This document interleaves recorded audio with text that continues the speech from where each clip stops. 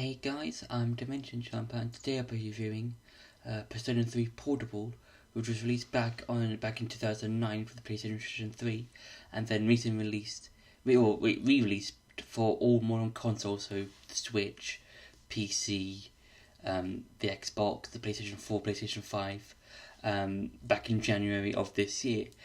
And before I do get into this review, I want to say that if this game does tackle some heavy topics, so if anyone's watching this and is feeling down at all, I highly suggest you go and seek help. You seek help from a friend or family or whoever, if you're feeling down, because this game can deal with quite heavy topics, and I don't want anyone getting hurt if they're watching this video and they are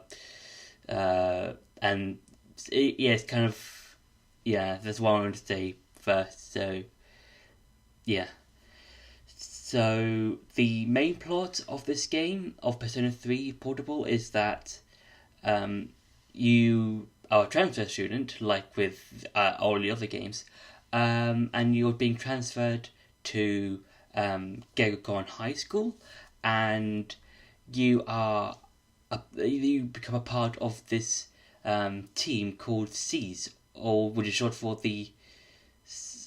I forgot what it was called, but it'll probably be on screen of what the entire title of the SEAS team is. But what their duty is to hunt shadows and climb this tower called Tartarus, which is basically this giant tower thing that only appears at night and is where you go to school when it becomes nighttime, and it can only appear during an hour called the dark hour, which only happens at nighttime. And you basically fight shadows, get to the top, fight a particular boss at a particular time, and basically just end the dark hour. And this game, in the way that you summon your personas, is via evokers, and evokers are basically these gun-shaped weapons that you can use to summon your personas. And the way that each character does that is by shooting themselves. And it's basically the whole message of Persona 3 in a sort of sense. It's basically about death and acceptance of it in that sort of sense. And each character can do this, and with you being the main character, can summon multiple personas. So you've got your main character, because with the main character, they've got the main persona, that being Orpheus, and then later on in the game you can find out that you can wield multiple personas at once, and then throughout the game you get more and more party members with their own abilities, whether they're being fire spells, physical spells, or stuff, and navigation, which is quite interesting. And that's basically the whole main plot of the game. And I would say this is somewhat interesting. In terms of the other two games that I've played, Persona 4 and 5, I would say Persona 3, it has to be the weakest in terms of its plot. Mainly because with Persona 4, that was mainly a murder mystery, and you're basically trying to find out who was the murderer and who was pushing people into the TV. With Persona 5, it was basically changing the hearts of evil adults and reforming society. And with Persona 3, it's just climb a tower. That's it, in the dark hour. And it is I would say the weakest. I would say in terms of story, it's not my personal favourite out of all the Persona games that I've played so far. And there are some cool things in it. I do enjoy, some of the bosses. I think the way you fight the main main bosses are quite interesting, because you can only access them via a full moon, because, as I said before, you can only go through Tartarus when it's at night, and the bosses themselves can only appear during a full moon. So that's quite interesting. I do like the whole thing of, okay, you've reached a particular area, you can't go to it, you can't get to the next area because it's blocked off until you've defeated a particular boss. And that's quite interesting. There are also mid-level bosses as well that you'll have to fight, and they are weak to specific attacks, whether it's lightning, physical, wind, lightning, whatever. And yeah, and when it comes to the high school sim life, Persona 3 Portable is very different because it's more of a point click. So if you want to go to, let's say, hang out with a confidant, you'll probably have to go to the map, and then once you've gone to the specific area, just go over to where the confidant is and just click on them instead of just, unlike Persona 3, the original Fez, being the enhanced version of Persona 3, Persona 4, Persona 5, and their enhanced versions, they allow you to interact with the characters and have you walk about and that sort of stuff. With Persona 3 Portable, it's not really. It's interesting. It's interesting. It's just, why this particular game? I think it's mainly because of maybe the female main character. Maybe that's why we can have two of the main characters in the game be represented. Maybe I'm not 100% sure. I could be wrong about that, but yeah, it feels different when playing Persona 4 and 5, and yeah, maybe I really don't know. So yeah, now it's time for some gameplay. So one of the first things that I wanted to show you for Persona 3 Portable is the two different main characters.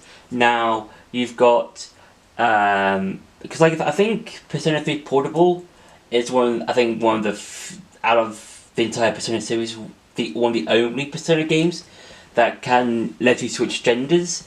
The only thing that I've seen that you can have a female protagonist is possibly the Persona 2 expanded game. I'm not 100% sure what the name of that is, but I feel like from what I've seen, that also has a female main character.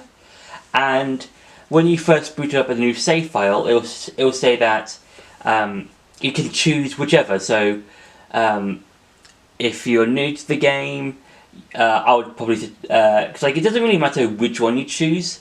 The only difference is that if you choose the male main character, you'll only be able to only have to have social links with in terms of your party, the female characters of your party, whereas with the female main character, you're able to have social links with both the male and the female members of your party.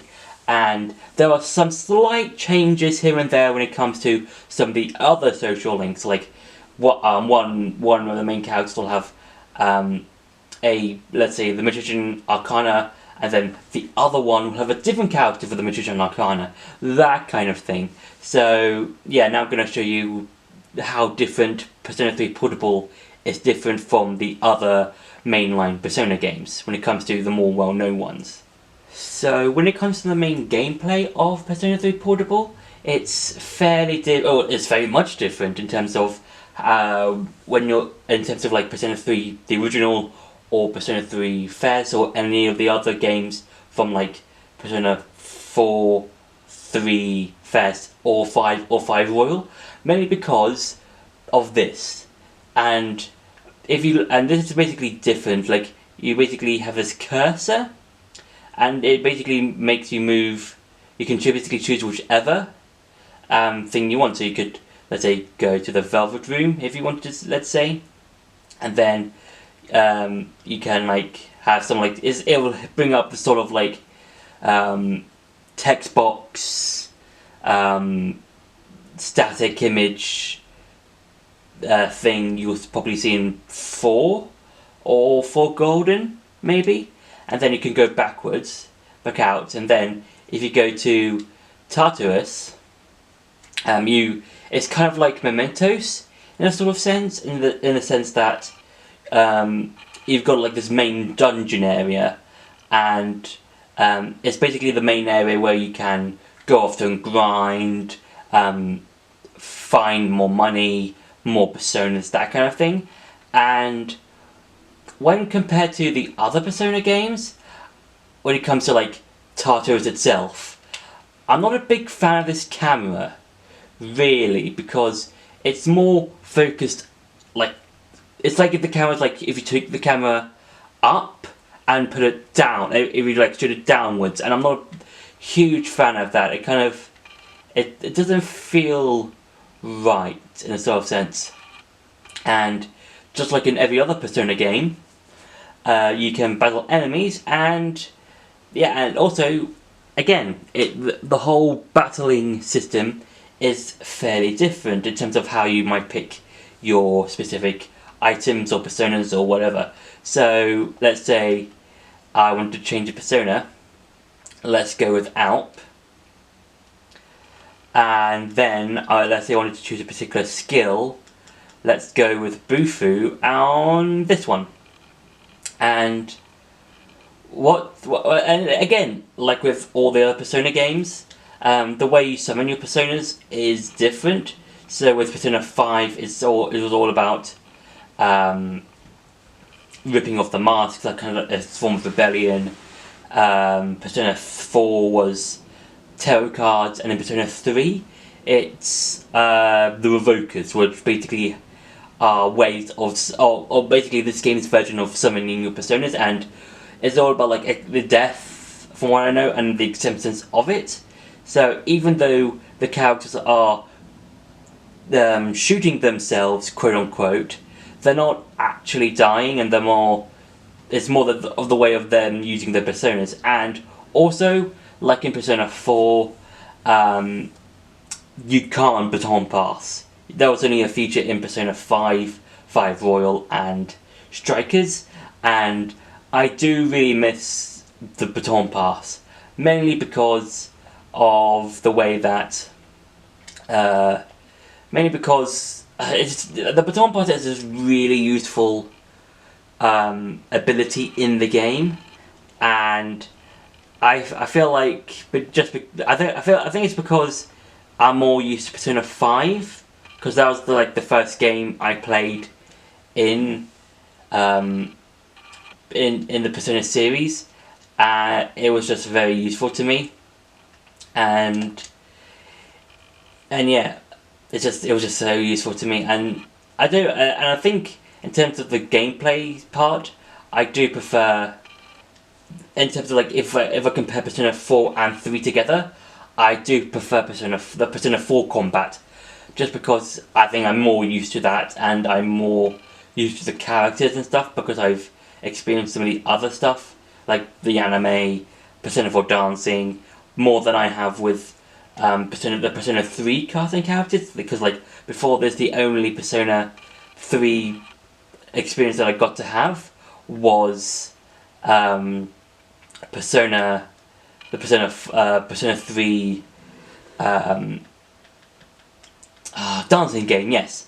So yeah, and also what I do like about this game that's quite interesting is the way that your characters are feeling, because if you can see where my name is, you'll see a face that says good, and that is because of how that shows me how energized I am in the moment. So if I go to my characters, so if you look at me, it says good. If you look at Yukari, good, and Junpei, great. Now this, as I said, is a way of showing how energized you are in terms of where you are in Tartarus, because you can only enter Tartarus at nighttime, and the further in you get, the more battle fatigued you'll get, and the more tired you'll get. And when you're really tired, I would say like you have to you leave Tartarus at a reasonable area, because let's say you're in like a particular area and you're about to fight, let's say, the mid boss. I would say if the more characters you have, and if they're okay, then I would say, use them. But if a lot of your party members are tired and stuff like that, and they're not doing so well, I would say come out of Tartarus to rest, just so that your every party member is fully energized for Tartarus. And also another thing that I do like about the game is that for each of the main bosses, you can only fight them on a moon, on a new moon, which you can see here where the moon is, and you can see when the next new moon is on the calendar, which is quite interesting, and that's another interesting way of playing the game, because when it comes to Persona, like let's say Persona 5 for example, you can only fight the bosses like once you're you can only fight the bosses on the calling card. That is interesting. And again, with Persona 3, you can fight the bosses on the new moon, but it will take some time. Another thing, all out attacks. Now, all out attacks are like the normal, like the all out attacks in Persona 5, but they're not as flashy. And this is also in Persona 4 as well, and they're just the same as the ones in Persona 4. No, Persona 3. So, yeah, and you don't earn money from like fights. You can only find money from like shuffle times or stuff you do in Tartarus, like in item areas or stuff like that. So, yeah, so that's been it for the gameplay. Now it's time to go back to the review. Now, with Persona 3 Portable, one of the things that I find quite interesting is as I said before, the character selection. That being you choosing either the male or female main character. That's really interesting. I do think that having to choose whichever Persona character you want to play as through the whole game is fun. It really, even though you're playing the exact same game, it's somewhat different. As I said before, depending on who you choose, you'll have, when it comes to you hanging out with your friends outside of Tartarus, it's very different in terms of in terms of that with the male main character. When it comes to social links, you can only hang out with, a handful of characters that you meet along the way, as well as when it comes to like the social links or the romantic links with the female, with some of the characters, you can only do the female characters, and whereas with the female main character, you can romance the male characters, as well as doing both the male and female members of your team, which is really cool. I think that's it's really interesting because you don't really see this in Persona 4 or 5, where you can just hang out with literally everyone on your team, as well as people outside your team and that you might see around in your day-to-day life in those games. So it's really interesting of seeing how each character in Persona 3 Portable interacts with different characters, and I think that's a really cool experience, because even though you're playing the same game, you're getting a very different experience. And I do like the design of Orpheus for the female main character, because the female main characters, the design of Orpheus for the female main character, is more like the female main character in design, and the harp is more heart-like, which is quite cool and interesting. Whereas the design for Orpheus for the main character is more like the male main character, and the harp is more like a harp chair or something like that. And when Persona 3 Portable was released for modern consoles, there was something about, I think, that's like a lot of people were kind of mad about the noise or something, about not hearing noise, and maybe they're right. I'm not 100% sure, because I didn't really play the original Persona 3 Portable when it was first released, because I didn't really know that much. I didn't really know about Persona back then, and yeah, if I did play if things were different and I did play Persona games back then, with like Persona 3 Portable or something, then maybe I would have a better understanding of the whole thing about the noise and stuff. So I don't really want to judge, but yeah, I would say overall Persona 3 Portable has some nice elements to it. I do enjoy the whole social link stuff. I do like the whole interactions between the different characters depending on who you choose when it comes to the social links. But overall, I do feel like it's the weakest game in the series, mainly because out of the games that I've played, I feel like it's the weakest, and because I feel like the story is too simple. And I'm not saying like the other games was too simple as well, and or like too complicated to understand.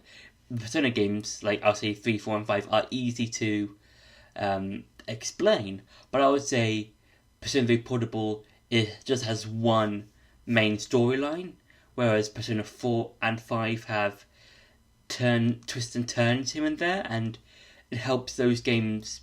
It helps to elevate those games a lot more than just you're just going up a tower, fighting shadows. That's it. So yeah, if I did had to, if I could improve Persona 3 Portable, maybe in some way, as well as the other versions of Persona 3, maybe adding a bit more story to it, maybe here and there, just maybe adding like a sort of like twist to it. Maybe like halfway through the game, it's like, oh, you've beaten Tartarus. Oh wait, no, you haven't. Tartarus is still here. Maybe something like that. Maybe just to add a bit more twists and turns to make the game more interesting. Maybe in terms of story. But yeah, I would say overall, Persona 3 Portable is an interesting game. It's okay. I think it has some cool features that it carries over from this game into Persona 4, which then got refined into Persona 5, which I'll explain a lot more in my Persona 4 Golden review.